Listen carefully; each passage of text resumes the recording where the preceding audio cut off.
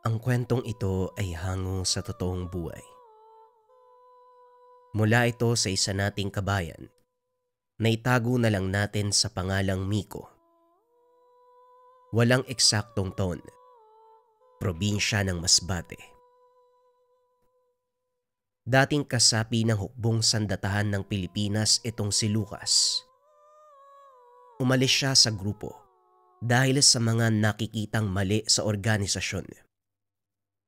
Minabuti nitong mamuhay ng normal kaysa malagay sa alanganin at patuloy na gampanan ang tungkulin habang nagbubulag-bulagan sa mga nangyayari. Mula sa hanay ng mga sundalo ang binata, kaya likas ang katapangan nito. Bukod pa dito, nananalaytay din sa ugat niya ang dugo ng mga babaylan. Kilala ang yumaong lolo bilang mahusay na manggagamot hindi lang sa kanilang bayan, kung hindi maging sa buong probinsya. Ang ama naman, kasalukuyang kapitan ng kanilang baryo, isa ding batikang manggagamot at antingero. Sa 5 magkakapatid, tanging si Lucas lang ang nagkaroon ng interes sa larangan ng panggagamot. Mataas ang kaalaman pagdating sa mga dasal at kumbate, ngunit hindi nito niyakap ng lubusan ang tungkulin.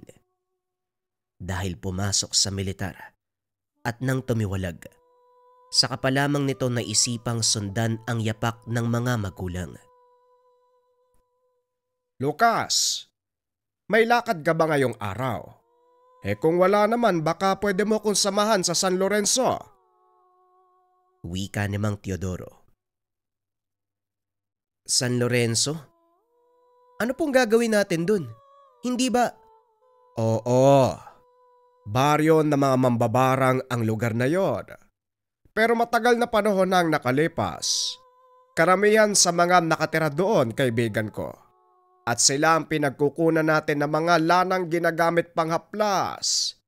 Pupunta ako doon ngayon para kunin ang pinahanda kong sangkap. Pero kahit na tay, hindi pa rin mawala sa isipan ko yung kwento tungkol sa lugar na yun eh. Alam mo Lucas, nagbabago ang mga tao, kahit mga mambabarang. Kaya alisin mo sa isipan mo yung mga narinig mo dati. Dahil ako mismo magsasabi sa'yo na hindi sila ganong kasama. Ewan ko tay, pero kahit kayo pa magsabi sa akin, parang hindi pa rin lubos yung tiwala ko eh. Pero sige po, sasamahan ko kayo. Oh, saan kayo pupunta Manong? Sama po ko. Nako Miko, tumigil ka ha. Delikado yung pupuntahan namin. Hindi ka pwede dun. Manong naman eh. 17 na ho ako. Hindi na bata, isa pa. Nandiyan naman kayo ni Lolo eh. Hayaan mo nang sumama yan, mangungulit lang yan eh. Gagawa ng paraan para makasunod. Mas mabuti pang alam natin na kasama siya, kaysa naman sumunod yan ng hindi natin alam. Ay nako, bahala ka na nga. Sige na, magbihis ka na dun. Tumakbo papasok ng tahanan si Miko para magbihis. Nagmamadali itong lumabas ng bahay sa takot na baka iwanan siya ng dalawa. Sa sobrang pagmamadali, natabig pa nito ang plorera sa sala, dahilan para mapagalitan ng ama. Bakit? Napagalitan ka na naman ni Alan. Ano bang natabig mo doon sa loob?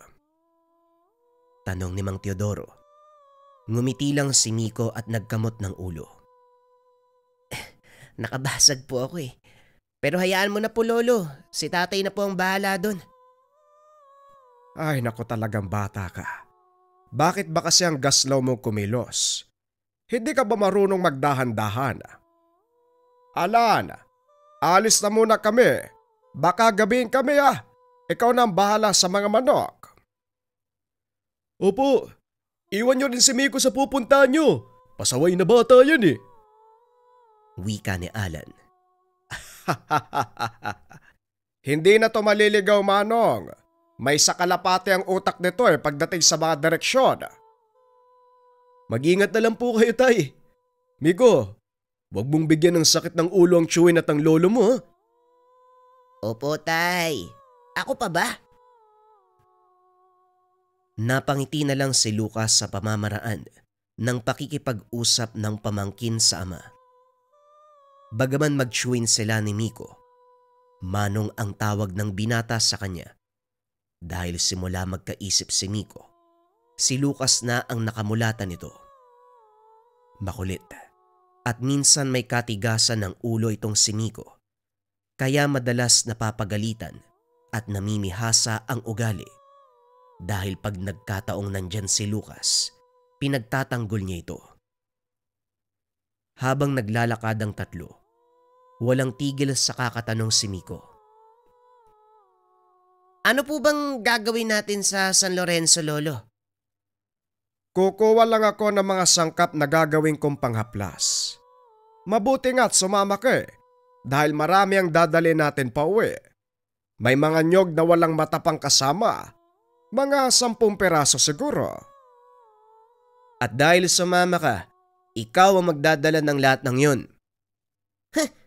Walang problema yan, mas maganda nga yun eh. Para maging kagaya mong pangangatawan ko. Talaga lang ha? Tignan natin. Inabot ng kalahating oras ang paglalakad ng tatlo bago makarating sa bukana ng baryo San Lorenzo. Napatingala si Lucas sa mataas na poste sa magkabilang bahagi ng pasukan. Naroon pa rin ang mga bungo ng taong isinabit ng mga taga roon bilang babala sa mga mangangahas na gumawa ng hindi maganda sa lugar. 10 taon na ang nakalipas, puno ng karahasan ang baryo San Lorenzo dahil pinamumugaran ng malalakas na mambabarang mula sa isang kilalang tribo. Bawat dayong napapadpad sa lugar ay hindi nakakalabas ng buhay, kaya naman walang nagpupunta rito. Hanggang sa isang dayo ang maswerteng nakaligtas, nakahingi ng tulong sa malakas na manggagamot. Dahil sa kaganapang yun, nanghas ang manggagamot na pasukin ng lugar, hamunin ang kanilang pinuno sa isang labanan. Pinalad na manalo ang manggagamot at bilang pabuya, nagkaroon ng kasunduan sa pagitan nila na gagamitin lamang ang mga kakayahan sa mga dayo kung gagawa ang mga ito ng masama. Sumang-ayon ang tribo at simula noon, muling binuksan ang baryo. Unti-unti ring nakisalamuha ang mga taga doon sa ibang pamayanan hanggang sa tuluyang naging mapayapa ang paligid ng baryo. Simula noon, wala nang nabalita ang pinatay ang mga mambabarang. Balik tayo sa kwento. Hindi pa man nakakapasok sa mismong baryo, nakaramdam ng kakaibang kilabot si Lucas. Nakakabingi ang katahimikan sa lugar. Walang batang naglalaro sa lansangan. Iilan lang din ang makikitang nakaupo sa gilid ng kalsada. Pinagtitinginan sila ng mga tao habang naglalakad sa daanan. Karamihan sa mga ito ay matatanda. Unang beses ni Lucas na makapunta sa lugar, kaya sinabihan ito ni Mang Teodoro na huwag titignan sa mga mata ang mga tao. Huwag mong titignan sa mata ang mga taga rito, lalo na ang matatanda. Para sa kanila, walang respeto kapag ginawa mo ang bagay na yon. Opo, tatay. Narinig mo, Miko? Sundin mo yung sinabi ni tatay, ha? Opo, Manong. Nakayuko na nga lang ako. Maya-maya ay narating na nila ang tahanan ng kakilala ni Mang Teodoro. Natawa ito sa asal ng 2 kasama ng matanda dahil kapwa nakayuko ang magtsuhin. Anong kalokohan yung sinabi mo sa mga kasama mo, Teodoro? Bakit hindi nila maiangat ang ulo? Wika ni Tatang Filipo. Tinakot ko kasi na huwag titignan sa mata ang mga taga rito dahil walang respeto kapag ginawa mo yon. Hoy, kayong dalawa, pwede na kayong mag-angat ng tingin. Kung ganun, hindi pala totoo yung sinabi niyo, Tay. Totoo ang sinabi ng tatay niya, pero 10 taon na ang nakalipas. Simula nang alisin namin ang ganong pag-uugali. Wala na yun ngayon. Kaya malaya kayong tumingin sa mata ng mga taga rito. Pero wag nyo nga lang tatagalan dahil talagang mababastos sila pag ganon. Nga pala, si Mang Pilipo, kaibigan kong mambabarang. Manong, ito naman ang bunso kong anak si Lucas at ang apo kong si Miko. Kayong dalawang bigay galang kayo. Nagunahan sa pagmano ang dalawa. Bagay na ikinatuwa ni Tatang Filipo. Gusto ko ang ugali ng mga batang to. Disiplinado. Sumusunod sa utos ng walang pag-aalinlangan. Kung hindi mo na itatanong, itong si Lucas ay dating militar, kaya nakasanayan niyang sumunod sa utos. Pero itong apo kong si Miko, hindi ko alam eh. Miko, huwag ka nga makulit habang nandito tayo kung ayaw mong mapahamak. Opo lolo, sige po. Maupo lang ako sa sulok habang inaantay kayo. Mabuti pa nga. Pero maiba ko, parang hindi ko na nakikita ang anak mong si Antonio.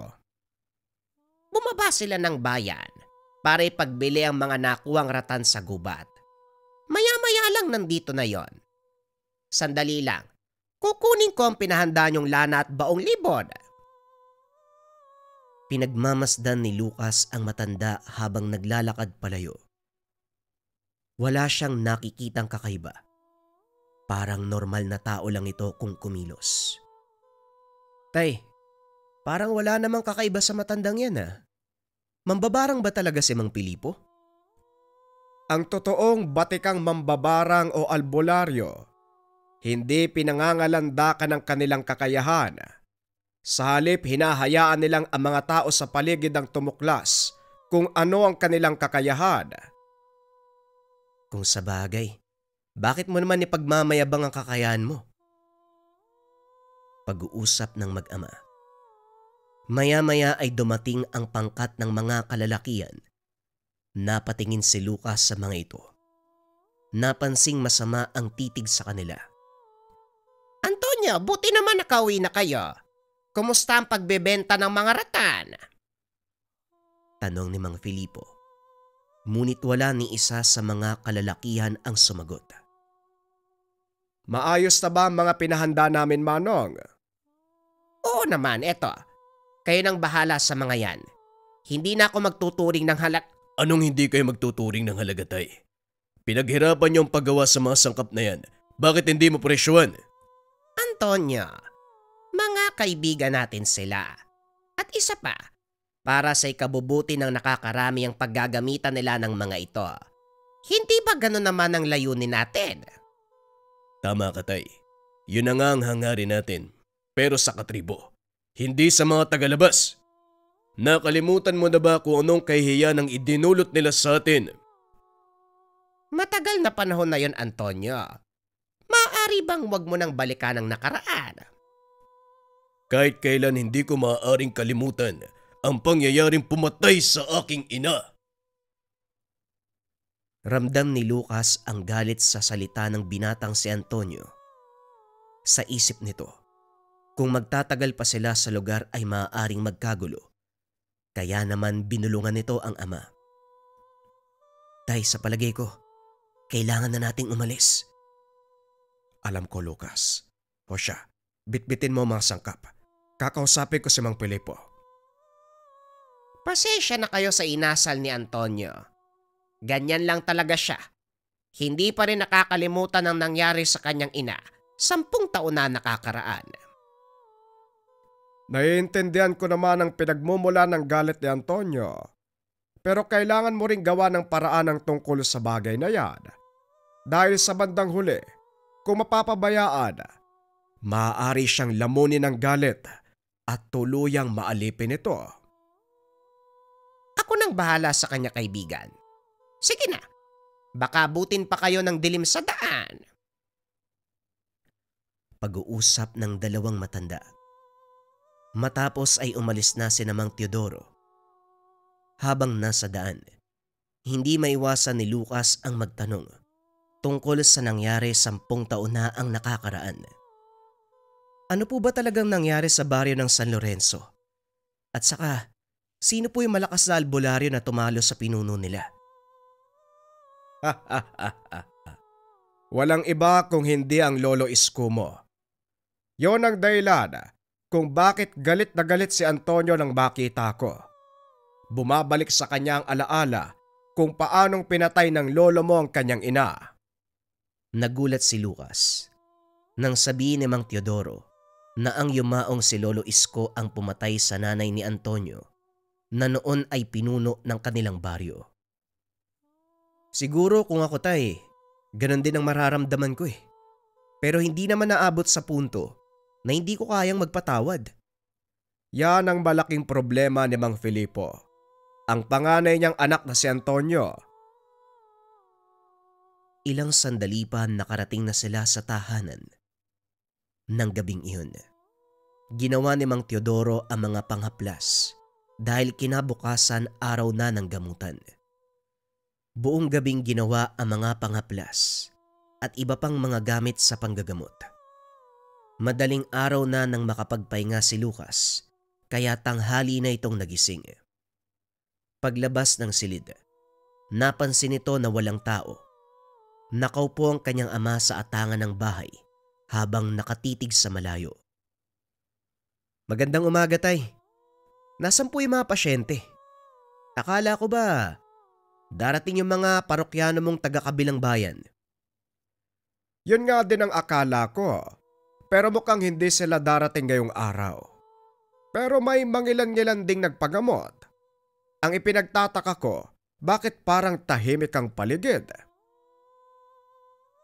Pinakiramdaman ni Lucas ang lugar. Wala ni isang ibon ang humuhuni. Maging ang mga dahon ay hindi rin kumikilos. Oo nga tay no. Ano kaya nangyari? Hindi ko alam, Lucas. Pero masama ang kutob ko sa katahimikang ito. Habang nag-uusap ang dalawa, dumating si Miko. May mga kasamang kaibigan. Inaakay siya ng mga ito. Nanlaki mga mata ni Lucas nang makitang puro pasa ang muka at punit-punit ang damit ng pamangkin. Anong nangyari sa'yo, Miko?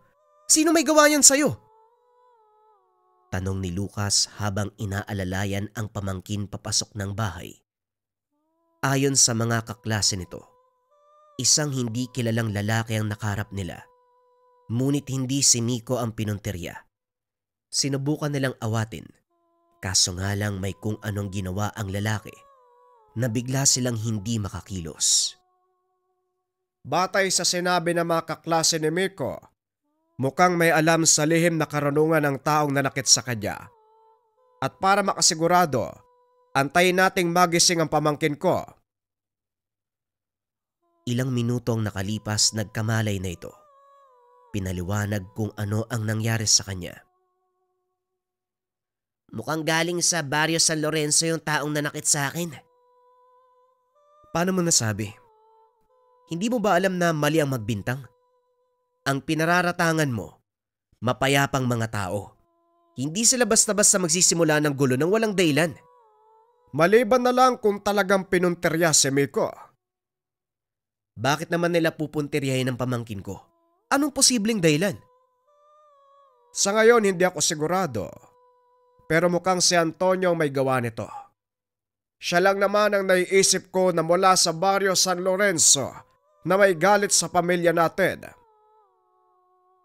Ang gusto mong sabihin, tay, posibleng paghihiganti ang dahilan ng panggugulpi nila kay Miko. Nakatakip po kasi ang bibig ng lalaki. Hindi ko siya nakilala pero pamilyar yung boses niya. Hindi ko lang maalala kung saan ko narinig.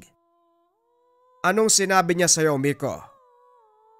Magsilbing mensahe daw yung ginawa niya sa akin para malaman na hindi pa tapos ang laban. Simula ngayon pagkatapos ng klase, diretso kang uwi ng bahay. Huwag ka nang sumama sa mga kaibigan mo dahil posibleng totoo nga ang sinasabi ng Lolo Teodoro mo.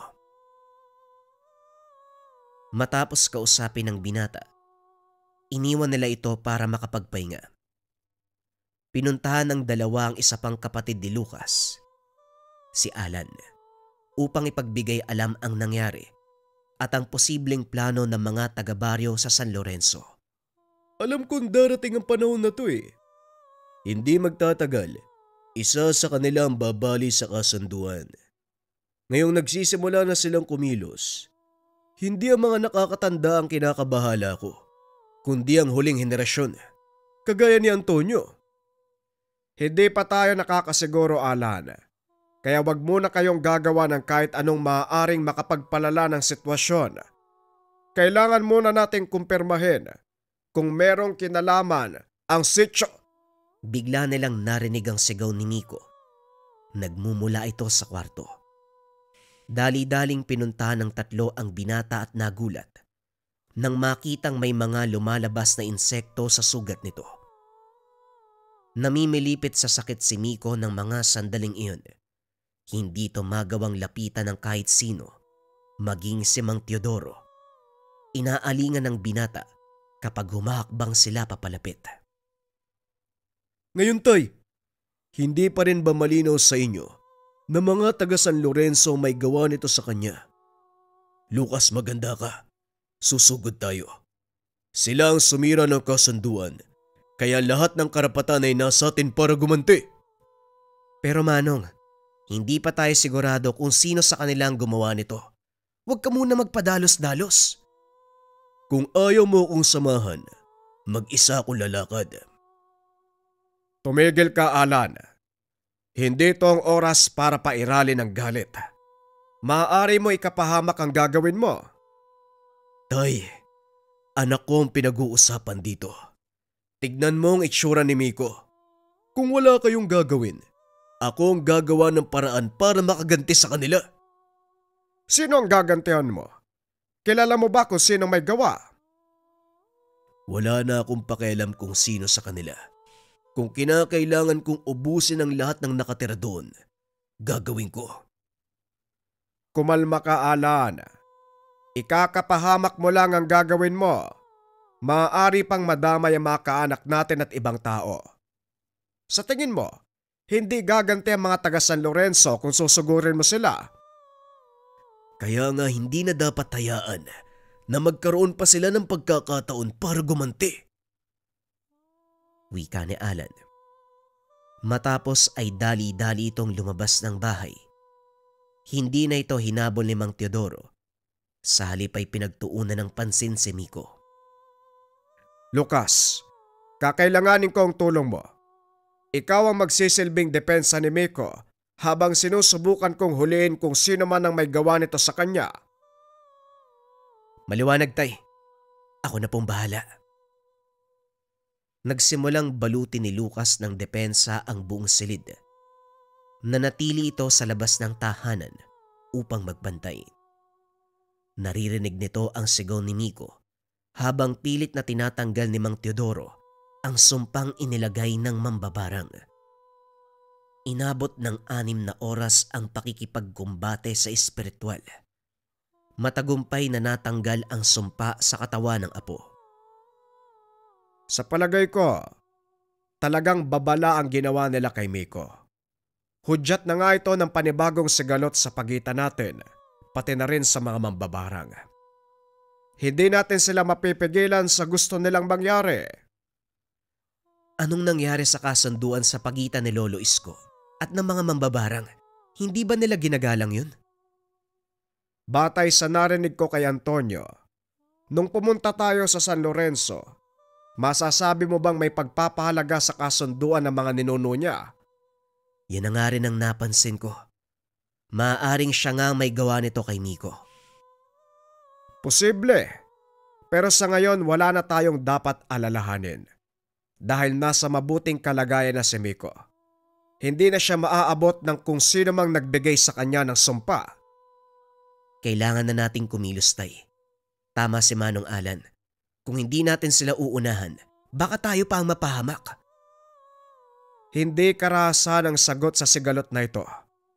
Bukas sa bukas, pupuntahan ko si Tatang Pilipo upang kausapin Sa ngayon magpahinga muna tayo. Napakahaba ng araw na ito.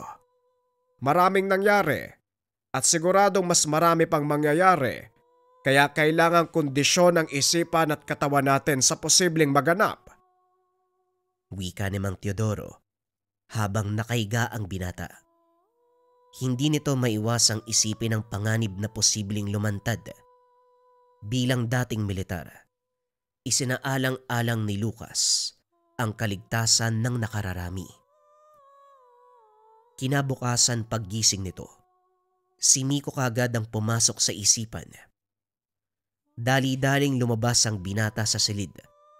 Nakahinga ng maluwag nang makitang nasa mabuting kalagayan ang pamangkin. Mabuti naman at maayos na ang pakiramdam mo. Kumusta? Ganun pala yung pakiramdam ng mabarang.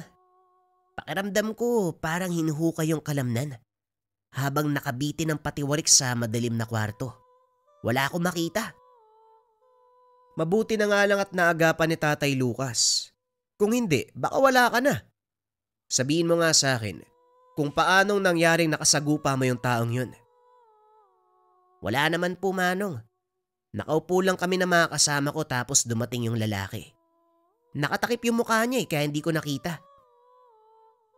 May hinala kami kung sino may gawa nito sa'yo. Yon ang kukumpirmay namin ni Tatay ngayong araw. Kaya ikaw, dumito ka muna. Hindi ba ako pwedeng sumama sa inyo, Manong? Nakakatulong naman ako eh. Kapag narinig ko yung boses ng lalaki, siguradong makikilala ko siya. Delikado ang gagawin namin, Miko. Ayoko malagay ka sa alanganin pa. Teka, ang tatay mo ba nakabalik na? Hindi ko pa nga po siya nakikita simula kahapon eh. Saan ba nagpunta si tatay? Hindi na sumagot si Lucas. Dali-dali nitong hinanap si Mang Teodoro para ipaalam na hindi pa nakakabalik ang nakakatandang kapatid. Alam ko, Lucas. Kaya magmadali ka. Pupunta tayo ngayon sa San Lorenzo. Wika ni Mang Teodoro habang naghahanda ng mga kagamitan. Hindi na ba talaga mapipigilan yung gulo na to?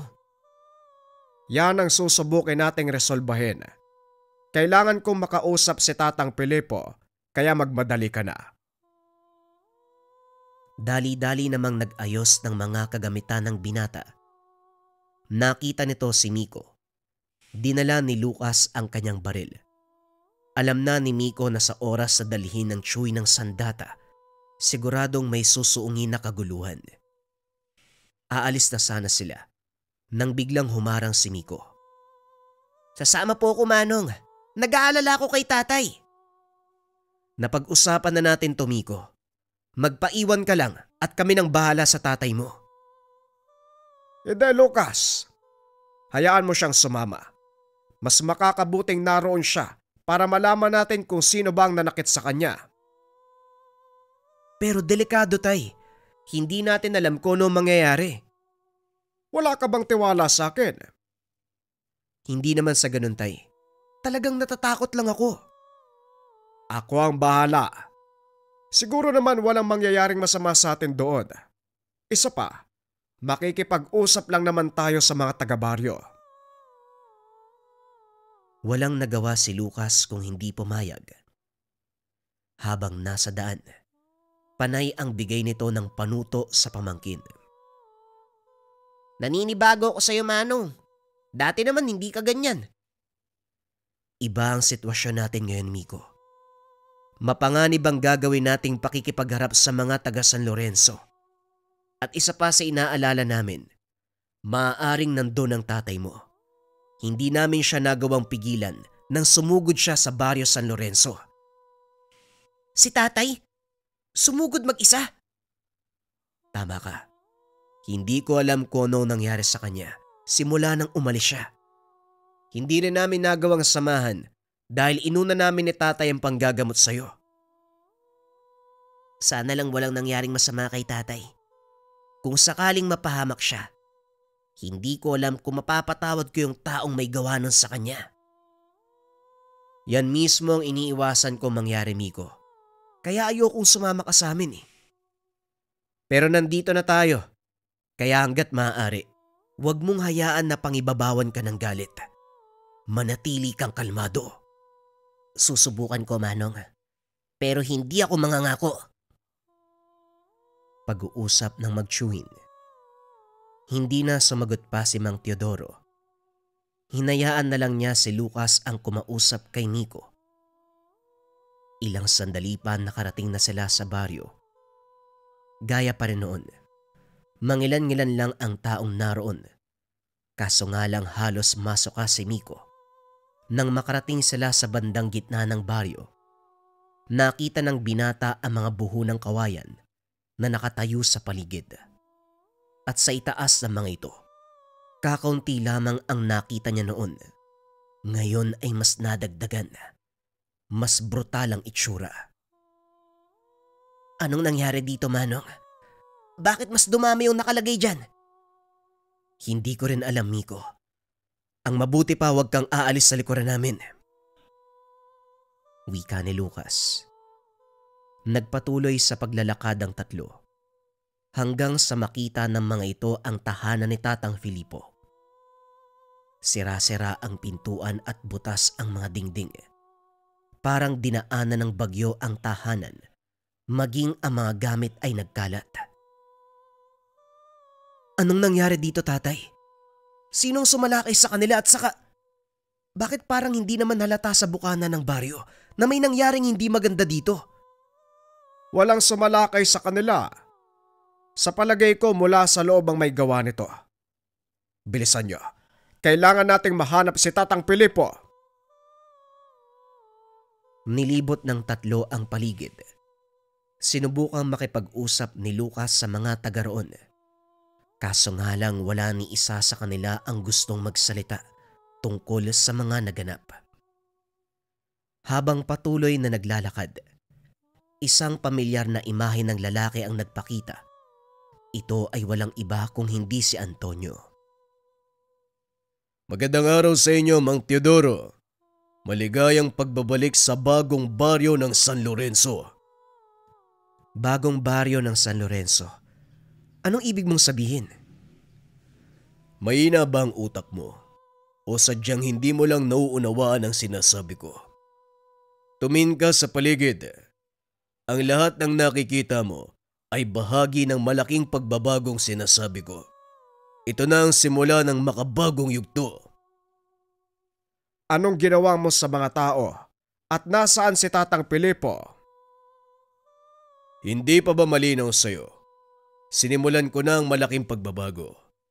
Tinanggal ko ang mga hadlang sa plano, kasama na ang mga nakakatanda sa baryo.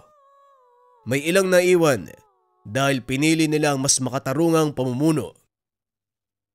Pinatay mo ang sarili mong ama at ang mga nakakatanda sa baryo.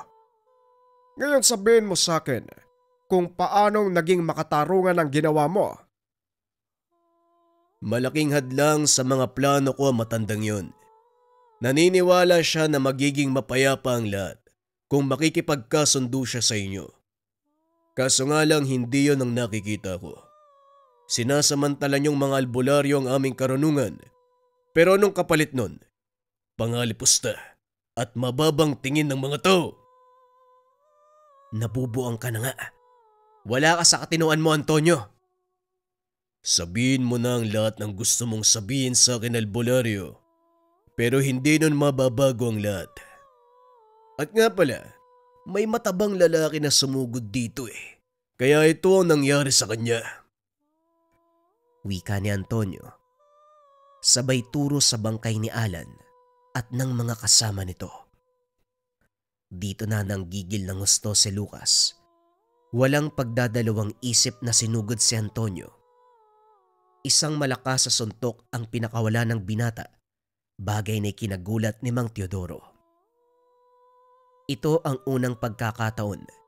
Nakita niya si Lucas na magalit. Ni minsan, hindi ito naging agresibo o anumang uri ng karahasan kahit pa nung nasa serbisyo ito. Nakakamangha ang lakas ng pangangatawan mo. Pero mukhang nakakalimutan mo yata na isang mambabarang ang kaharap mo. Wika ni Antonio. Napangiti si Lucas habang binubunot ang kanyang itak. Hindi ko nakakalimutan kung ano ka. At sa tingin mo, susugod ba ako sa lugar na to nang walang sapat na paghahanda? Masyado mo akong minaliit, Antonio. Tay, bilisan nyo. Ako nang bahala dito. Miko, narinig mo ang tsuhin mo kaya halika na. Tulungan mo kung dali ng bangkay ng tatay mo. Pasensya na, pero wala ni isa sa inyo makakalis ng buhay sa lugar na ito. Naglabasan mula sa mga bahay ang ilan sa mga kasama nito. Unti-unting pinalibutan ang tatlo. Mukhang maaantala ang pag-alis namin ni Lucas. Marami ang mga ito. Nakikita ko nga po, tay. Miko, huwag kayong lalayo sa amin ng lolo mo. Opo, Manong.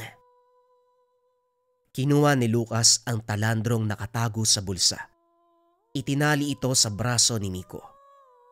Nang sa ganon, hindi to tabla ng anumang tigalpo na maaaring ibato na mga kalaban. Samantalang si Mang Teodoro, nag-usal ng mga dasal upang magkaroon ng poder at mapanghawakan niya ang lugar na iyon. Sadyang ang kakaiba ang kakayahan mo, tanda. Hindi ko lubos sa kalay na sa kabila ng iyong edad, meron ka pang tinatagong lakas. Wala sa edad ang lakas, Antonio. Sana man lang naisip mo ito. Kahit matanda na ang pangangatawan ko, nananatiling bata ang aking espiritual na lakas. Lucas, alam mo na ang gagawin. Isang mapamuksang dasal ang binitawan ni Lucas, dahilan para mawalan ng malay ang mga mas mahihinang mambabarang. Naiwan lang ang ilang may sapat na kakayahan na tagalan ang malakas na tigalpo na dulot ng dasal. Tignan mo mga kasama mo, Antonio. Sa palagay mo ba, kakayanin pa nila? Masyado kang mayabang. Hindi mo kilala kung sino ang kaharap mo. Mukhang ikaw ang nagkamali ng taong kinante, Miko. Sabihin mo sa akin, sino ba ang taong nanakit sa'yo? Sa kanya po yung boses na narinig ko. Hindi ako maaaring magkamali. Ganun ba? Mukhang nagkapatong-patong na ang kasalanan mo sa akin, Antonio. Ngayon hindi na kita hahayaang mabuhay. Naglakad ang binata palapit sa kinakatayuan ni Antonio. Hindi malaman ng kalaban kung ano ang gagawin. Hindi na ito makagalaw sa sobrang lakas ng binibitawang tigalpo ni Lucas. Gayunpaman, sinikap ni Antonio na panglabanan ang atake ng binata, kaso nga lang wala itong nagawa. Nabitawan niya ang hawak na tungkod at unti-unting napaluhod. Mukhang hindi patas ang ganitong laban. Pagbibigyan kita ng mano-mano. Laking gulat ni Mang Teodoro nang biglang kalasin ni Lucas ang tigalpo. Anong ginagawa mo, Lucas? Nababaliw ka na ba? Pagkakataon mo na natapusin ang laban, bakit mo siya pinakawalan? Huwag kang mag-alala, tay. Dahil alam ko ang ginagawa ko. Gusto kong ipalasap sa kanya ang unti-unting pagkaupos. Tumayo ka, Antonio. Patunayan mo na isa kang lalaki. Tumayo si Antonio at sinugod si Lucas. Ngunit walang direksyon ang mga suntok nito. Masyado nang mahina ang katawan. Kaya naman hindi na nito magawang bigyan ng malakas na pinsala si Lucas. Sunod-sunod na suntok ang pinakawala ng binata hanggang sa kusang bumigay ang katawan ni Antonio.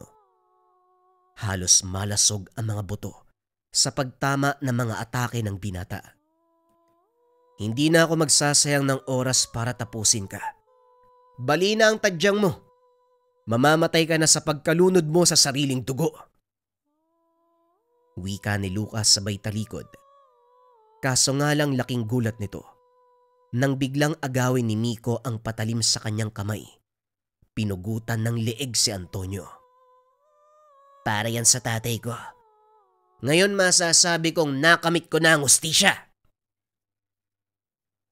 Matapos ang kaganapan, sinunog nila ang buong baryo ng mga mambabarang. Ang ilan ay nakaligtas. Nagmakaawang hayaan silang mabuhay. Kapalit nito, ang tuluyan nilang paglisan sa lugar. Simula ng araw na yon nagmistulang sementeryo ang buong baryo ng San Lorenzo. Kalaunan, nabalot ito ng makapal na kagubatan at tuluyang nabura sa mapa. Sa paglipas ng mga taon, tuluyang nabalot sa limot ang tungkol sa baryo. Sa pagdaan ng maraming henerasyon, nawala sa isip ang naturang baryo, maging ang kwentong nakapaloob dito. Ngunit para kay Nico, patuloy mabubuhay ang mga alaala nang minsan nilang sugudin ang isang baryo na pinamumugaran ng malakas na mambabarang. Ito ang lugar ng Sitio San Lorenzo. Ang susunod na kwento mga kabayan ay tungkol sa taong kidlat. Ito ay mula sa mga dati nating kwento. Kung sakaling napakinggan ang istorya, pwedeng skip.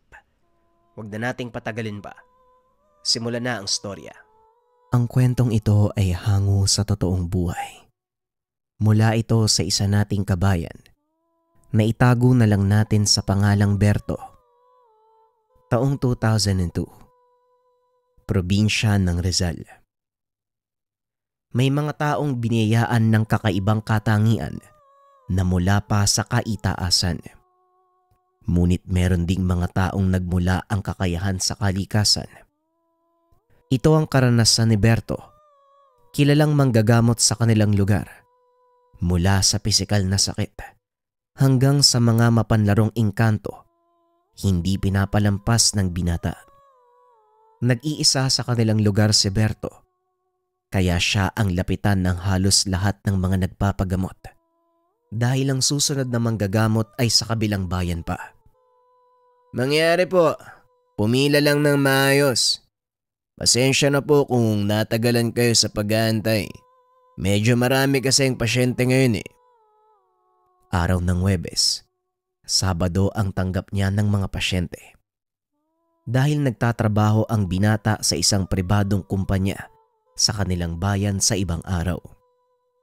Ngunit kung minsan, hindi nito may iwasan ang mga taong bigla na lang magpupunta sa kanilang tahanan. Hindi ito tinatanggihan ng binata dahil alam niyang labag ito sa kanilang alituntunin bilang manggagamot. Kaunting pagpapaliwanag tungkol sa pinagmulan ng kakayahan ni Berto. Ang katotohanan, hindi alam ng binata kung saan nag-ugat ang kakayahan ng kanilang pamilya. Ngunit alam niyang ipinasa ito sa kanilang henerasyon. Siya ang naging tagapagmana ng kanyang lolo Fernan dahil nasa ikatlong henerasyon ang binata. Hindi na nagawang magtanong pa ni Berto sa kanyang lolo tungkol sa kanilang kasaysayan dahil na maalam na ito nang ipasa sa kanya ang kakayahan. Sa kabila ng modernong mundong ginagalawan, marami pa din ang naniniwala sa mga kagaya ni Berto. Isa na dito ang kaibigan na itago na lang natin sa pangalang Joseph. Balita ko ang daming nagpagamot sa'yo nung nakaraan ah. May magandang babae ba? Minsan nga isama mo ko para maranasan ko kung paano manggamot kapag chicks yung pasyente. Tumigil ka nga sa kalokohan mo, Joseph. Bukas manggagamot ako. Kung gusto mo, pumunta ka sa bahay. Kinabukasan dumating nga ang kaibigan nito. Hindi para manood, kundi bilang pasyente. Hoy Bert, hindi ko inaakalang magiging pasyente mo ako. O bakit ba? Anong nangyari sa'yo? Kasi nung maghiwalay tayo kahapon, biglang sumama yung pakiramdam ko eh. Tapos kaninang umaga, halos hindi ako makabangon. Nagpatid na nga lang ako sa pinsan ko eh. Tignan mo na lang ako pare. Maupo ka dyan. Sandali lang at kukuha ako ng mga gamit ah. Talagang ikaw ang nauna sa lata. Matapos kumuha ng mga kagamitan, sinimulan nito ang paggamot sa kaibigan. Laking gulat ni Joseph dahil kakaiba ang pamamaraan ng panggagamot ni Berto. Bakit parang nakakaramdam ako ng kuryente, pare? Yan ang pamamaraan ng panggagamot na minana ko pa sa lolo ko. Gumagamit kami ng mahinang kuryente para tukuyin at gamutin ang mga karamdaman ng pasyente namin. Kagaya nga ng sayo, itigil mo na ang pag-inom. Yan ang pinagmula ng sakit mo, yung sobrang pag-inom ng alak. Paano mo nagagawa yan, pare? Kakaiba yung pamamaraan mo ah. San ba nanggagaling yung kuryente? Hindi to sinagot ni Berto. Sa kadahilanang maraming pasyente ang nakapila sa labas ng tahanan. Sa susunod ko na sasagutin yung tanong mo. Marami kasing nakapila oh. Ayos na yan, magaling ka na. Sundin mo na lang yung mga sinabi ko sa'yo. Tumayo si Joseph. Ngunit hindi ito umalis. Dito na muna ako, pare. Wala naman akong gagawin sa bahay eh. Hinayaan na lang ni Berto ang kaibigan. Total nanonood lang din naman ito sa kanyang ginagawa. Pagkatapos ng binata sa lahat ng pasyente, saka pa lamang ito nagtanong. Ibang klase. Talagang dinadagsakan ng tao dito, no? Akalain mo simula kaninang umaga hanggang alas 5 ang daming nakapila. Ganun talaga pare. Marami ang nangangailangan ng tulong natin eh. Hindi naman pwedeng tanggihan. Hindi ka ba napapagod, pare? Ang dami ng pasyente mo eh. Paniguradong nakakapagod yung tumayo, yung maghihilot ka pa. Saka napansin ko sa'yo, hindi ka pa nagtatanghalian ah. Sanay ang katawan ko pare. Sa umaga kakain lang ng agahan tapos yung sunod na kain ko hapunan na. Talagang sanayan lang yan. Yung ginawa mo kanina, saan nanggaling yung kuryenteng ginamit mo? Talagang hindi mo pa nakakalimutan eh. Sige na nga, alam kong hindi mo ako titigilan eh. Dahil dito sa bato at saka sa ilang orasyon. Anong klaseng bato yan pare? Parang kakaiba. Ang sabi sa akin ni Lolo, pangil daw ng kidlat. Dito nanggagaling ang bertud na ginagamit namin sa panggagamot. Pangil ng kidlat? Ngayon lang ako nakarinig ng ganyan ah. Alam ko may mga pangil ang hayop, yun yung ginagawang anting-anting. Pero yung kidlat, meron pala nun? Oo pare, kakaiba nga ito eh. Kasi ang sabi ni Lolo, may kakayaan to magparusa sa mga mangkukulam, aswang, mambabarang. Hindi lang ako sigurado kasi hindi ko pa naman nasusubukan. Di ba kilalang manggagamot yung lolo mo? Malamang nasubukan niya na yan kaya nasabi niya sa'yo. Ang kwento kasi sa akin ni tatay nun, talagang habulin ng mga aswang at ibang elemento ang nanay ko. Kaya palagi nakabantay sa kanila si Lolo Fernan. Lalo na nung ipinagbubuntis pa lang ako ni nanay. Sabi ni Lolo, ilang beses siyang nakipagto sa aswang nung gabing pinapanganak ako. We, totoo ba yan pare? Yan ang kwento ng tatay ko sa akin. Sabi pa nga niya, ito din daw yung gamit ni Lolo para palayasin yung aswang na yun. Ayos naman pala yung pangil ng kidlat mo eh. Pwede palang gamiting armas yan. Nahinto ang mga ito. Biglang pumasok ng tahanan ang ama ni Berto. Tama ka. Pwedeng gawing sandata ang pangil ng kidlat. Pero hindi pwedeng gamitin sa walang katuturang bagay. Magandang gabi po, Mang Boyong. Paano namang ginagawang sandata ni Mang Fernan itong pangil ng kidlat? Ang totoo, hindi ko alam kung anong nangyari.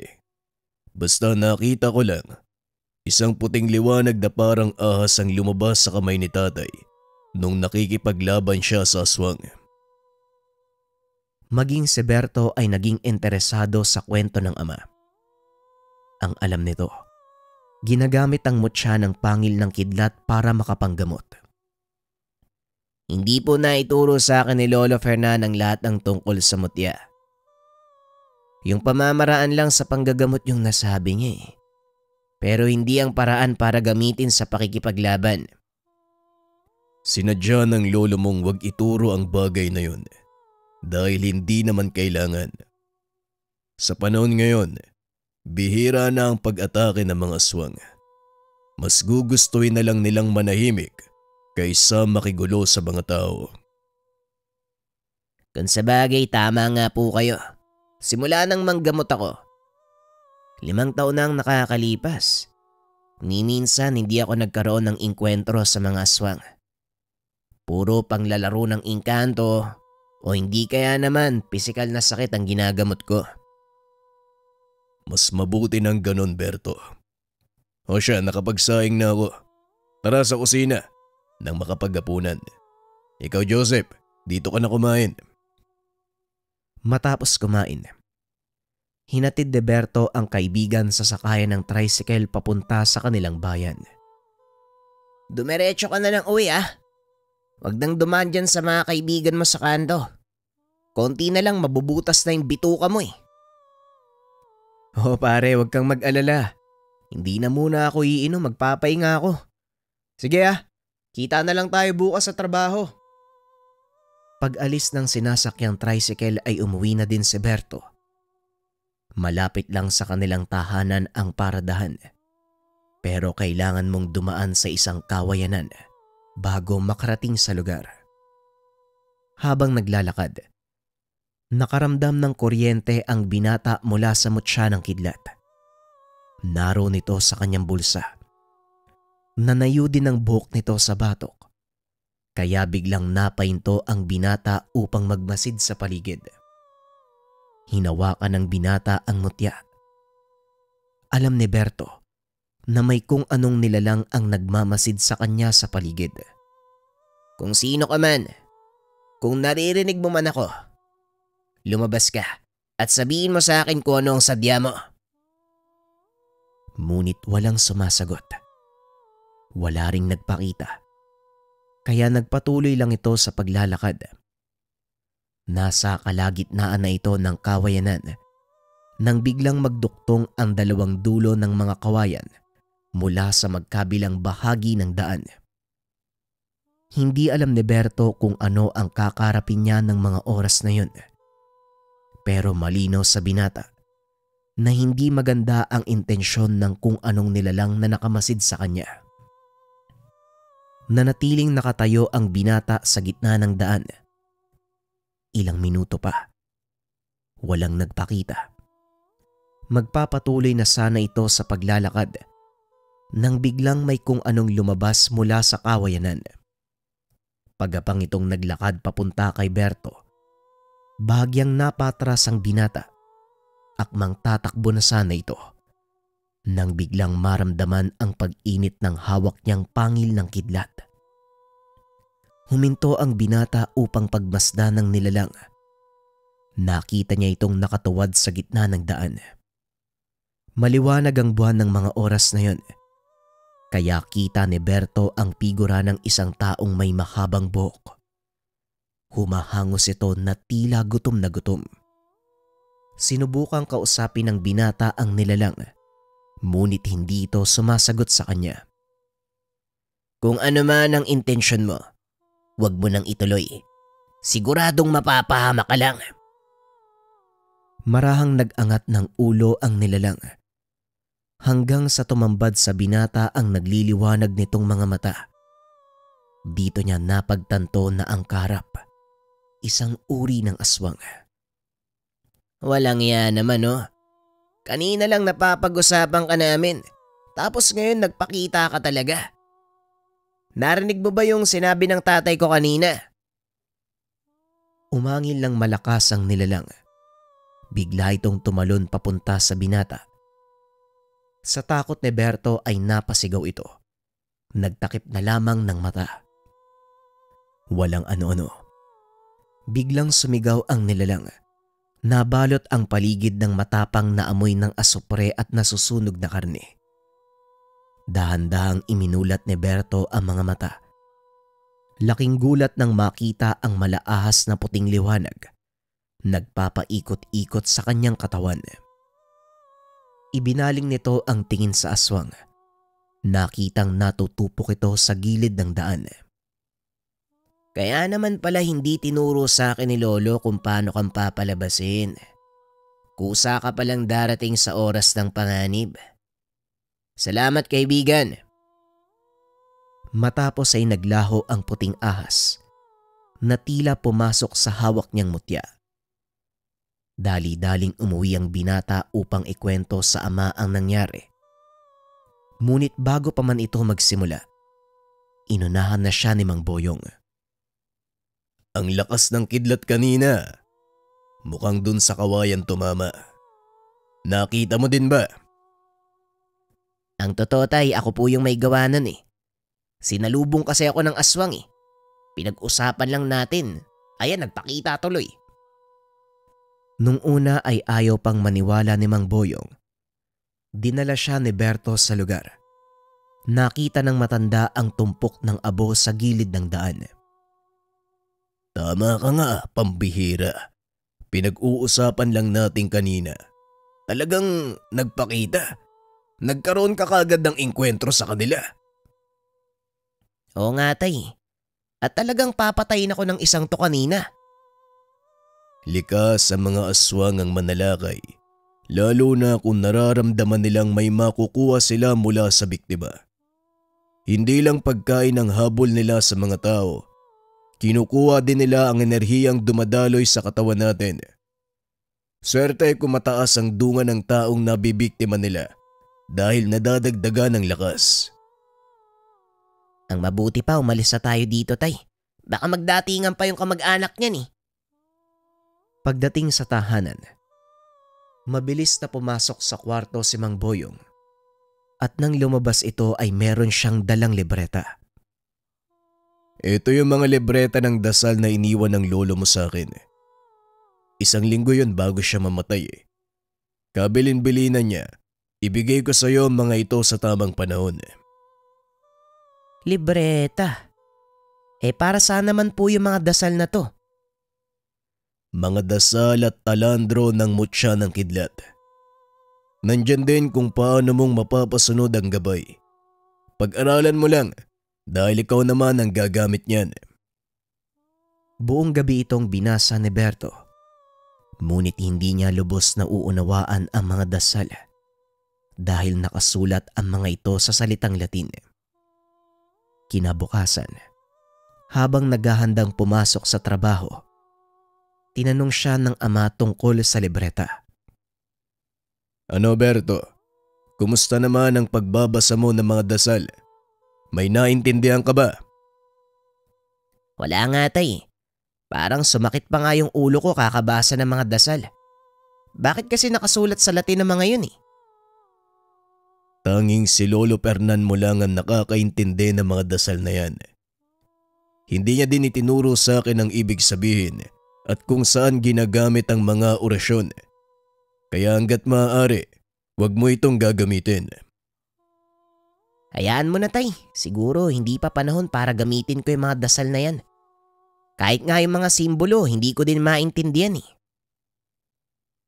Matapos mag-agahan, pumasok na ito sa trabaho. Pagdating sa opisina, nakaugalian ni Berto na hanapin ng kaibigan.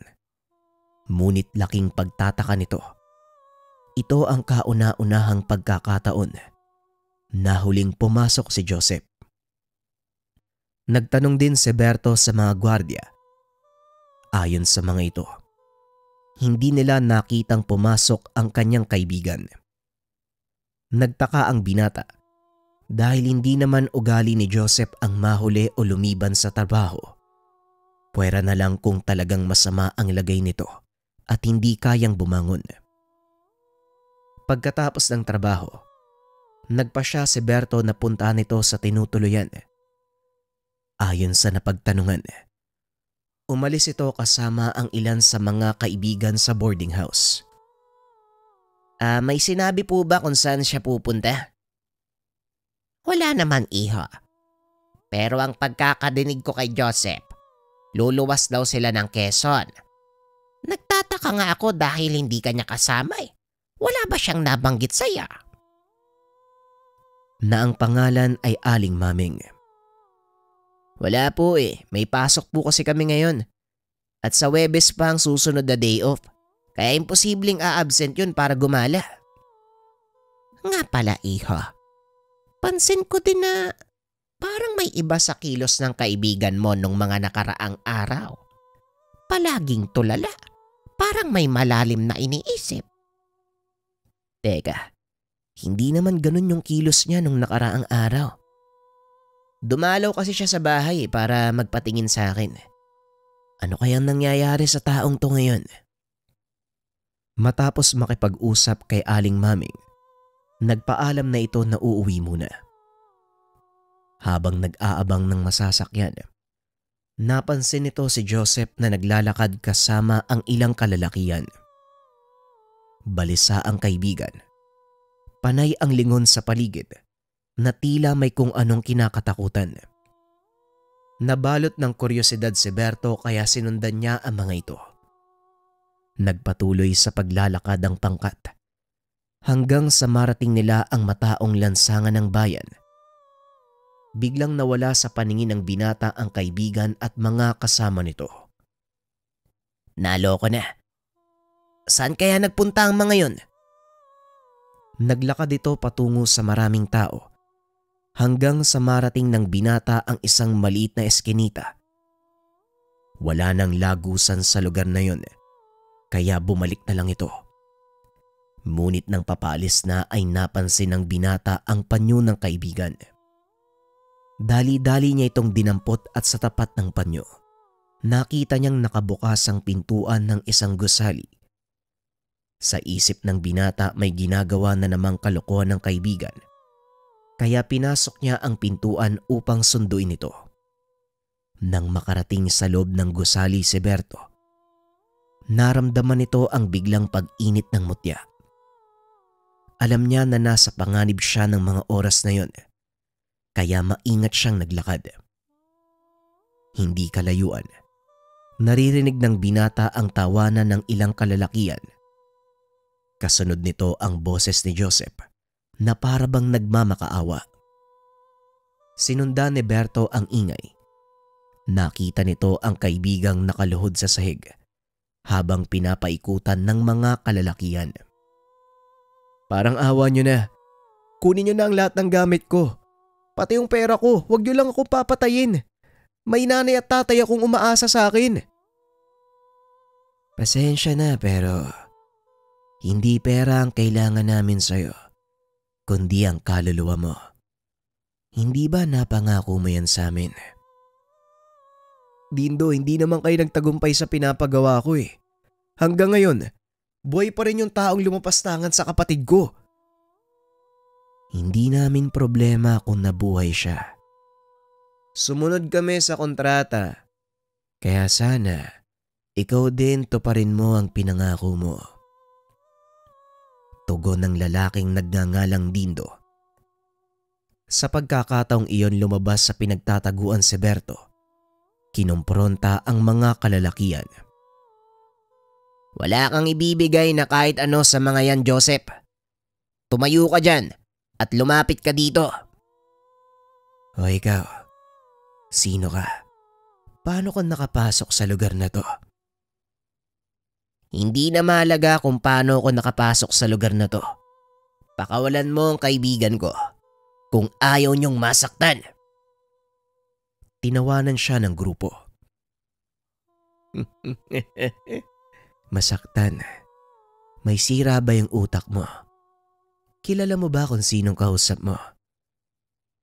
Wala akong pakialam sa'yo. Pakawalan mo ang kaibigan ko. Pangalawang babala to ha. Kung ayaw mong mapahamak. Wala kang alam. Walang alam yung isang to, no, kung sino yung binabangga niya. Joseph, bakit hindi mo sabihin sa kanya kung sino ako? Hindi ka na dapat pumunta dito, Berto eh. Hindi mo sila kakayanin. Mula sila sa angkan ng malalakas na mangkukulam. Umalis ka na pare, kaya ko na to. Mas lalo mo akong binigyan ng dahilan para manatili dito. Uulitin ko sa ikatlong pagkakataon. Pakawalan mo ang kaibigan ko kung ayaw niyong mapahamak. napansin ni Dindo ang pagkislap ng kamao ng binata. Unti-unti itong nagliliwanag hanggang sa mamuo sa kamao ang malaahas na puting liwanag. Kaya naman pala, isa ka palang Bertudes. Kaya ang lakas ng loob mong sugurin ako sa aking teritoryo. Sabay senya sa kanyang mga kasama. Sumugod ang mga ito. Mabilis na inilapat ni Berto ang kanyang kamay sa sahig. Kumalat sa paligid ang malakas sa boltahe ng kuryente, dahilan para manginig ang mga kasamahan ni Dindo. Kinuha ni Joseph ang pagkakataong iyon para tumakbo papunta sa likuran ng kaibigan. Salamat pare ah. Kung di ka dumating dito malamang patay na ako eh. Mamaya na tayo mag-usap. Marami kang dapat ipaliwanag sa akin. Muling ibinaling ang tingin sa kalaban. Walang iya ka. Anong ginawa mo sa mga kasama ko? Nakikita mo naman siguro kung ano yung nasa kamay ko, di ba? Ngayon kung ayaw mong matulad sa kanila, umalis ka na. At huwag mo nang guguluhin pa si Joseph. Huwag ka masyadong mayabang. Nanalo ka sa ngayon. Dahil hindi ko inaasahan na may kakilala palang taong kidlat si Joseph. Humanda ka. Sa susunod nating pagkikita, ikaw na ang pababagsakin ko. Mabilis itong tumakbo palabas sa lugar. Ikaw naman, sumama ka sa akin sa bahay. Ipaliwanag mo ang lahat ng to. Aray ko, pare masakit. Oo na, sasama na ako. Pagdating sa tahanan ni Berto, pinaliwanag nito ang nangyari.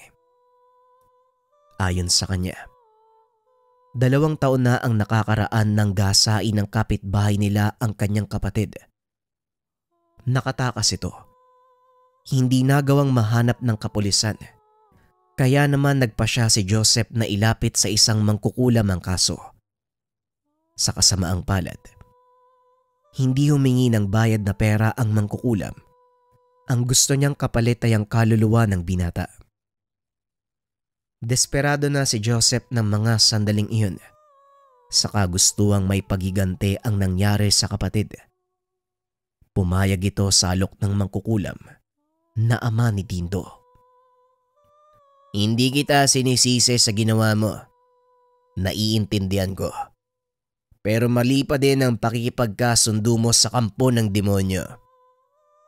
Una sa lahat, Joseph, hindi mo pagmamay-ari ang kaluluwa mo upang isangla. Ikalawa, pwede ka namang humingi ng tulong sa akin. Bakit hindi mo ginawa? Ang alam ko kasi dati manggagamot ka eh. Hindi ko naman alam na may ganyang kang katangian na sobrang lakas eh. Kung alam ko lang, edi sana lumapit na ako sa'yo. Napagtanto ni Berto na tama ang kaibigan. Kamakailan lamang niya natuklasan ang kakayahan. Pasensya ka na kung napagsasabihan kita.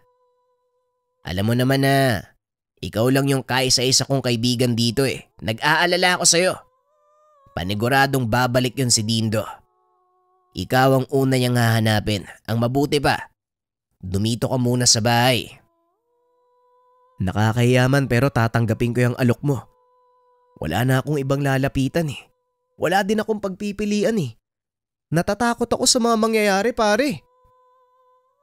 Simula ng araw na yun, naging maingat na ang dalawa sa mga kilos. Palaging magkasama ang mga ito kapag uuwi. Hindi na rin lumalabas ng bahay si Joseph. Lumipas ang mga araw. Wala namang nangyaring masama sa dalawa. Nagpatuloy sa panggagamot si Berto tuwing wala itong pasok sa trabaho.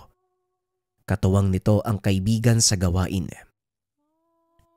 Isang hapon, maagang natapos ang gamutan. Nagpa siya ang dalawang pumunta ng bayan upang bumili ng mga kailangan. Habang naglalakad sa palengke, muling naramdaman ni Berto ang pag-init ng mutya. Huwag kang lalayo sa tabi ko ha. May nararamdaman akong hindi maganda. Uy pare, huwag ka namang manakot ng ganyan. Alam niya na anumang oras, maaari silang sugurin ni Dindo. Lalo pat isa sa mga lugar na pinupuntahan nito ay ang palengke. Hindi ako nananakot pare. May panganib sa paligid. Nararamdaman ko ang pag-init ng mutya sa bulsa ko. Dali-dali silang lumabas ng palengke. Pumunta sa lugar kung saan walang tao. Sa isip ni Berto, maaaring sumugod ang mga kalaban.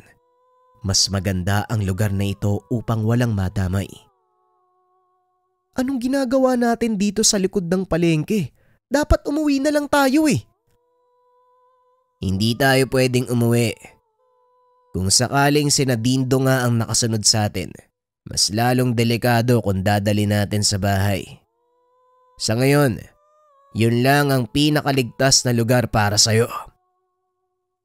Maya-maya nakita ng dalawa ang matandang lalaking naglalakad papunta sa kanila. Nakatitig ito kay Joseph. Nakita ng binata ang takot sa mata ng kaibigan. Siya yung matandang mangkukulam eh. Diyan ako humingi ng tulong. Ganun ba? Huwag kang lalayo sa tabi ko ha. Huminto ang lalaki sa kanilang harapan. Marahang dinukot ng binata ang kanyang mutya sa bulsa. Ngunit bago pa man ito mailabas, nagsalita na ang matanda. Ikaw ba ang sinasabi sa akin ni Dindo? Yung taong tumulong sa binatang to? Ako nga. Ikaw ba yung mangkukulam na ama ni Dindo? Tama ka. Graciano ang pangalan ko. Maaari mo bang sabihin sa akin kung ano ang pangalan mo? Berto naman ang pangalan ko. Anong kailangan nyo? Tumawa ng malakas si Graciano at muling nagsalita. Hindi pa ba halata kung ano ang kailangan ko? Naniningil ako sa pangakong kabayaran ng batang yan, oh. Siya lang ang pakay ko. Kaya kung ayaw mong madamay at lumaki pa ang atraso mo sa akin, huwag ka nang makialam, kagaya ng ginawa mo sa anak ko. Pero hindi nakinig si Berto. Kaibigan ko yung taong to eh. Kung madamay man ako, walang kaso. Ngayon kung magpupumilit kang saktan ng kaibigan ko, pasensyahan tayo. Hindi kita uurungan. Napakatapang mo. Hindi mo alam kung anong gulo ang pinapasok mo. Nakatitig lang ito kay Berto.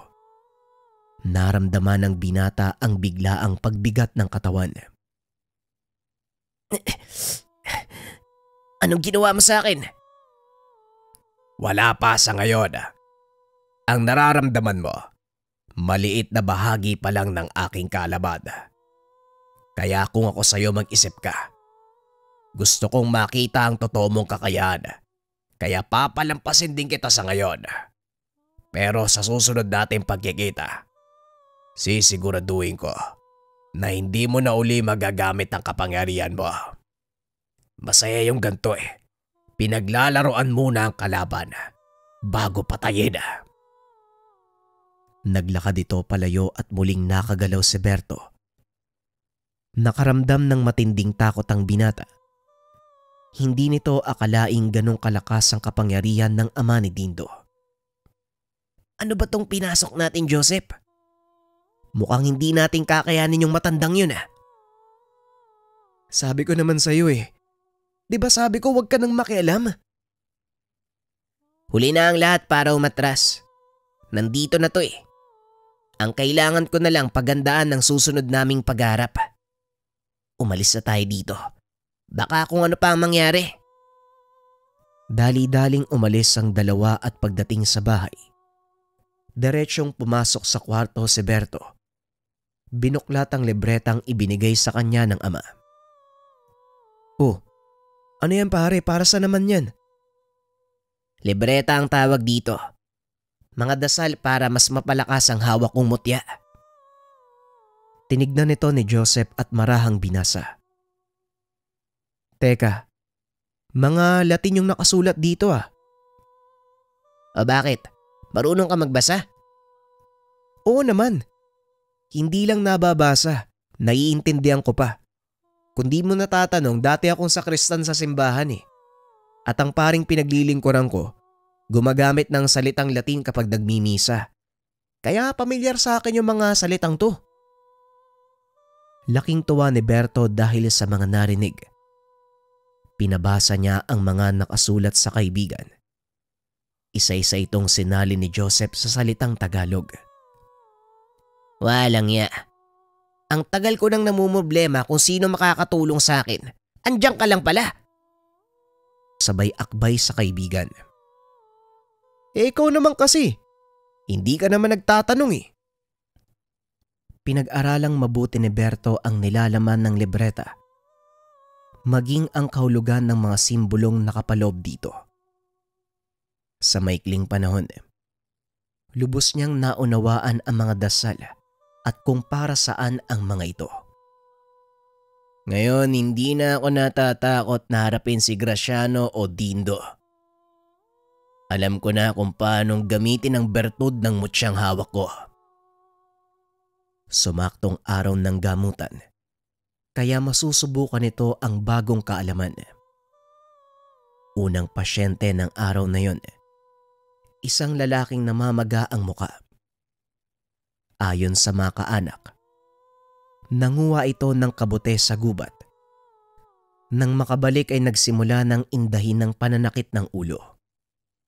Kinabukasan namaga ng husto ang muka na halos hindi na maidilat ang mga mata. Unang tingin pa lang ni Berto, agad niyang natukoy ang karamdaman ng lalaki. Ako nang bahala sa kanya. Joseph, sabihan mo ang mga taong wag munang papasok ha. At ikaw naman magbantay ka muna doon sa labas. Baka madamay ka. Dali-dali namang lumabas si Joseph. Sinimulan ni Berto ang panggagamot. Inusal nito ang mga dasal na natutunan. Inihip sa noo ng pasyente. Kasunod nito ay tinapat niya ang pangil ng kidlat sa dibdib nito. Sunod-sunod na dasal ang inusal ng binata. Nanginig ang katawan ng pasyente at napapasigaw ito. Tama na. Nasasaktan ako. Alam ni Berto na ang nagsasalita ng mga sandaling iyon ang engkantong nagbigay ng sakit sa lalaki. Akala ko hindi ka pa magpaparamdam eh. Sabihin mo kung ano ang ginawa mo sa lalaking to. Nilapastangan niya ang aking tahanan. Inapakapakan niya ang ginawa kong hardin na mga kabute. Hindi pa siya nakontento sa pagkuha ng mga pinatubo ko. Sinira niya pa ang hardin. Pasensya na kung gano'n ang nangyari. Pero nauunawaan mo naman, di ba? Hindi kayo nakikita ng pangkaraniwang tao. Tama ka. Pero hindi pa rin sapat ang dahilan na yon para hindi niya irespeto ang aming tahanan. Nauunawaan ko. Pero ang taong ito, ignorante sa kanyang kapaligiran. Hindi niya nga alam na totoo kayo eh, kaya kung pwede, makikiusap ako, patawarin mo na siya. Alisin mo ang sakit na nilagay mo sa kanya. Inaasahan itong magmamatigas ang nilalang dahil na din sa pagkasira ng tahanan. Pasensya na pero hindi ko maaaring gawin ang sinasabi mo. Hindi na may babalik pa ang nasira kong hardin. Nararapat lang sa kanya ang parusang yan dahil lapastangan siya. Nauunawaan ko ang sentimiento mo, kaibigan. Ngunit hindi ko rin maaaring hayaang parusahan mo ang taong ito sa hindi naman sinasadya na dahilan. Pasensya na rin manggagamot. Pero hindi ko rin aalisin ang sakit na inilagay ko sa katawan niya. Unti-unti siyang mamamatay dahil yon ang nararapat na parusa para sa kanya. Kung patuloy kang makikialam, pasensyahan tayo dahil hindi kita papalampasin. Kung ganon, wala na akong pagpipilian. Wag mo lang sanang pagsisihan ng desisyon mo.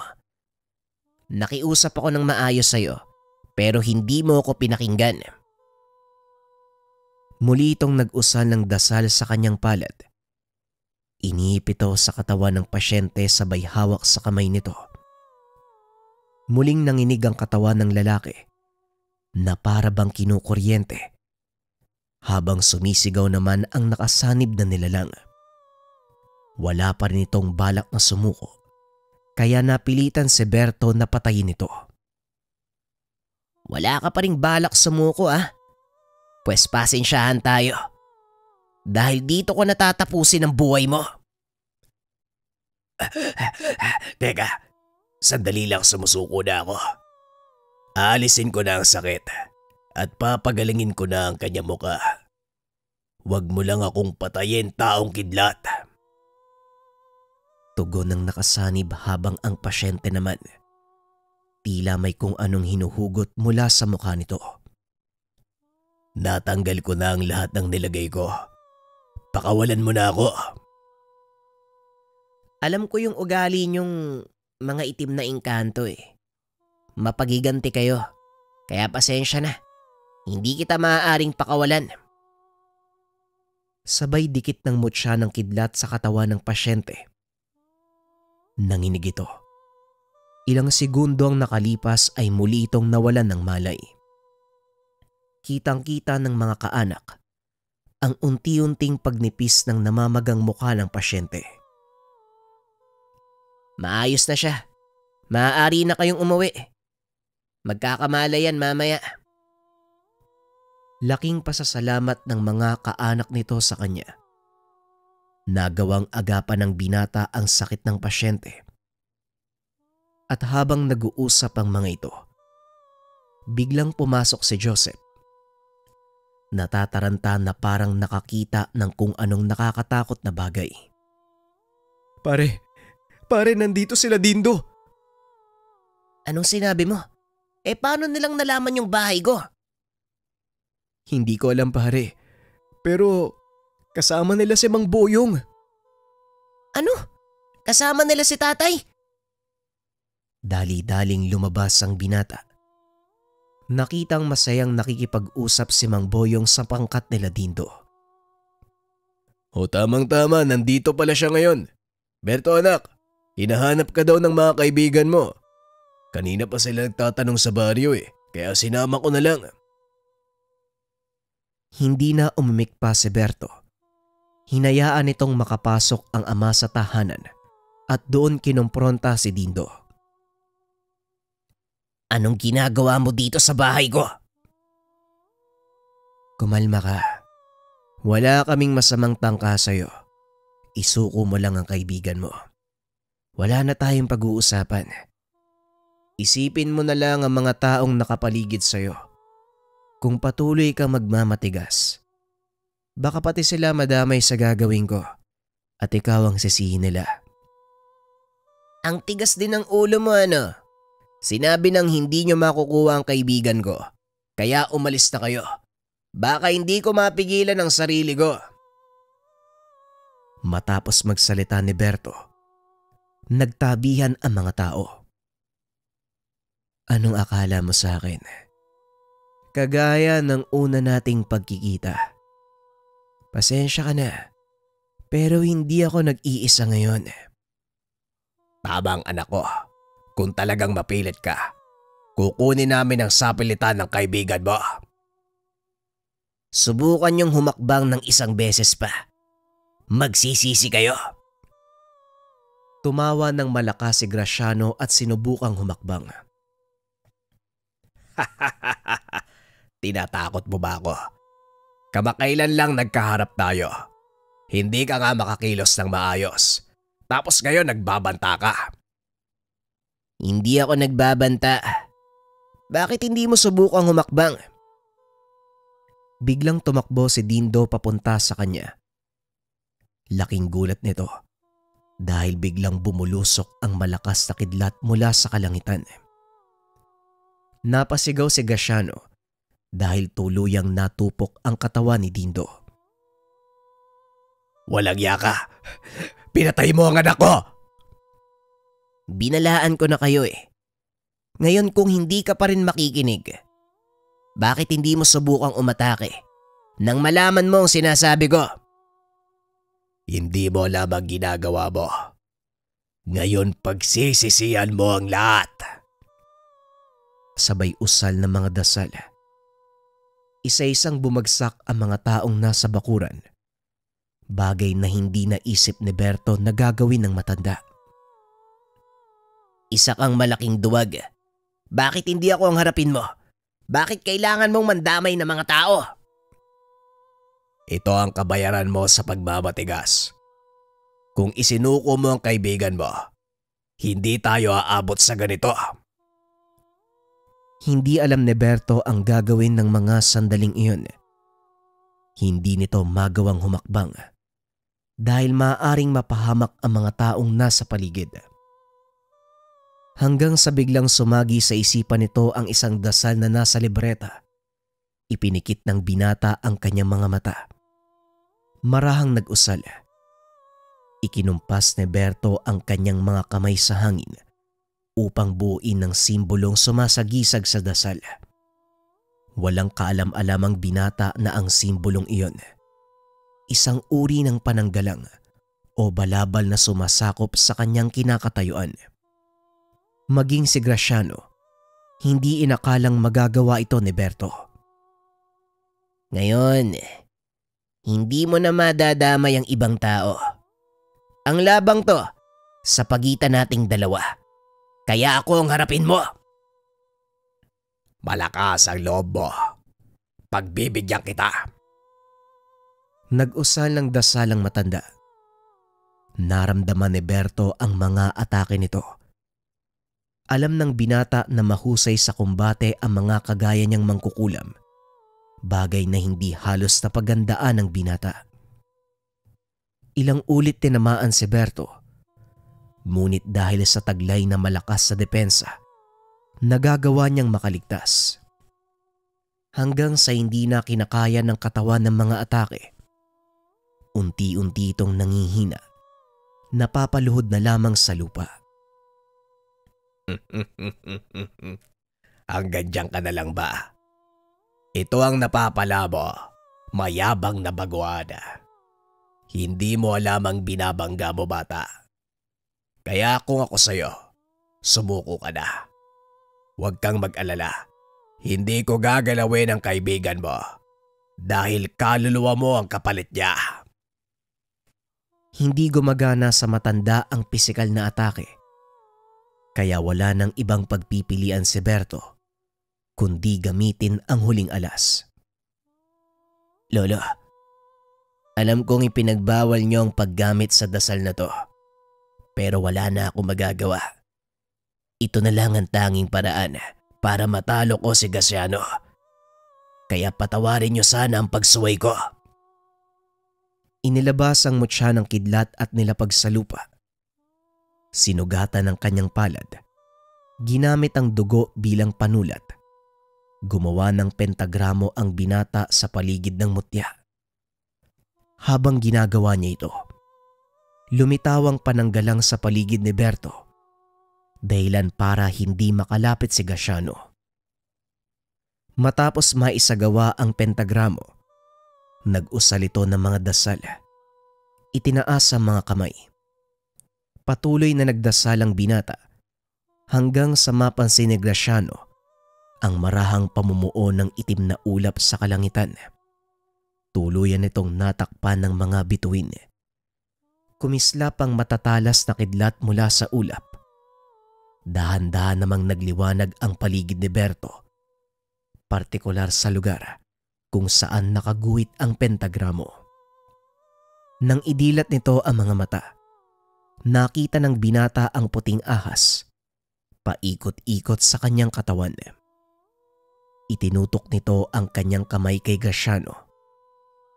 Pasensyahan tayo, Graciano. Pero katapusan mo na. Pinakawalan ang napakalakas na kidlat mula sa 4 na direksyon.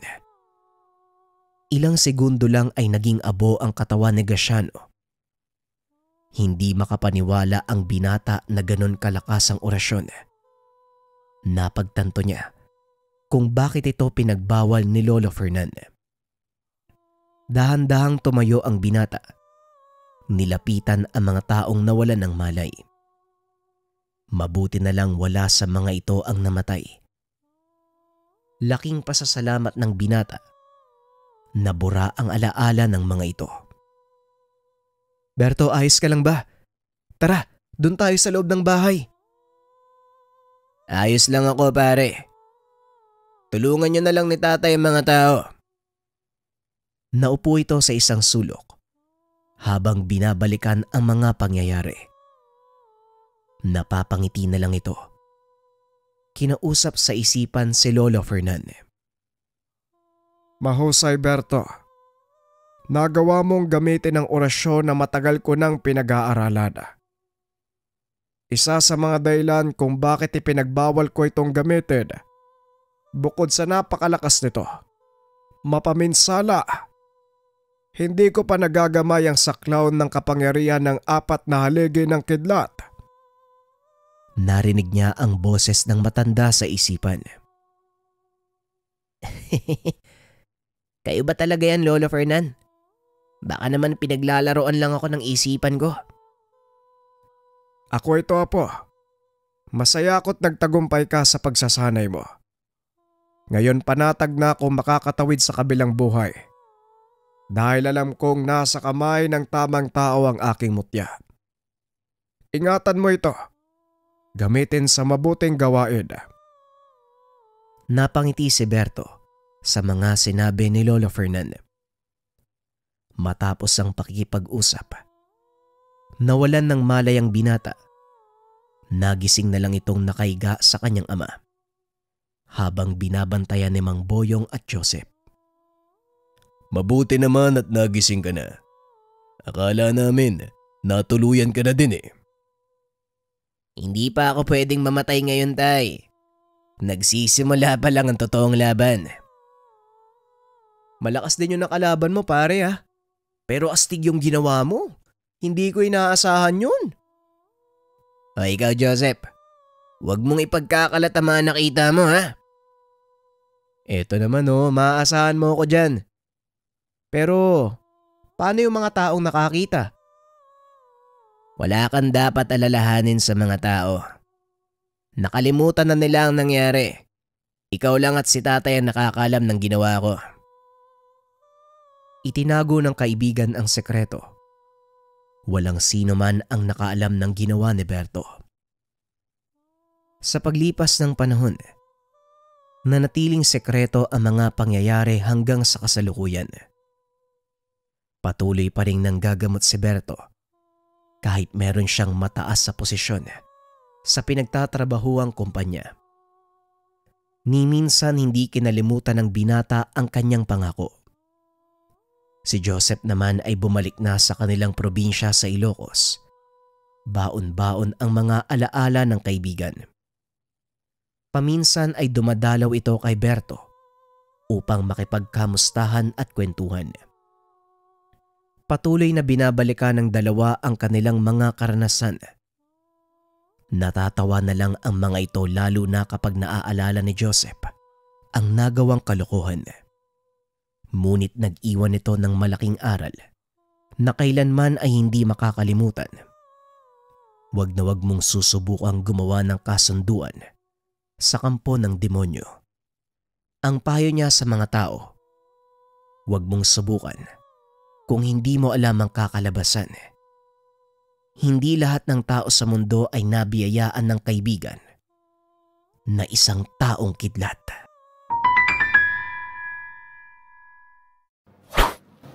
Kaluban de Pampaamo. Para sa mga nasa toxic environment dyan, yung lagi napapag-initan, laging galit yung mga tao na nasa paligid mo, subukan mo tong Kaluban de Pampaamo. Ayan. Meron itong mga sangkap sa loob, mga kabayan. Itong kaluban, gawa ito ng mga katutubo sa Negros. Yung mga pangkalikasang sangkap, naroon sa loob. Again, pampaamo to, mga kabayan. Kapag ikaw kasi yung tipo ng tao na parang lagi ka napapag-initan, meron kang certain energy na dala kung bakit ka laging nakikita at lagi napapag-initan. Ang trabaho ng kaluban, tanggalin yung negative energy na yun. Bagay din to sa mga taong laging merong kausap or nasa sales para madali kayo makapagpalagay ng loob ng taong kausap mo. Paano siya gagamitin? Simple lang. Meron ka ng lalagyan, andyan yung mga sangkap sa loob. Meron ka pang gabay pulang telepouch mula sa Likha Merchandise. Lalagay mo lang yan dyan, lagay mo sa bulsa mo, lagay mo sa bag mo, mag-work na yun. Kung interesado ka dito kabayan, i-visit mo lang yung shop ng Likha Merchandise or i-click mo yung yellow basket na nasa baba.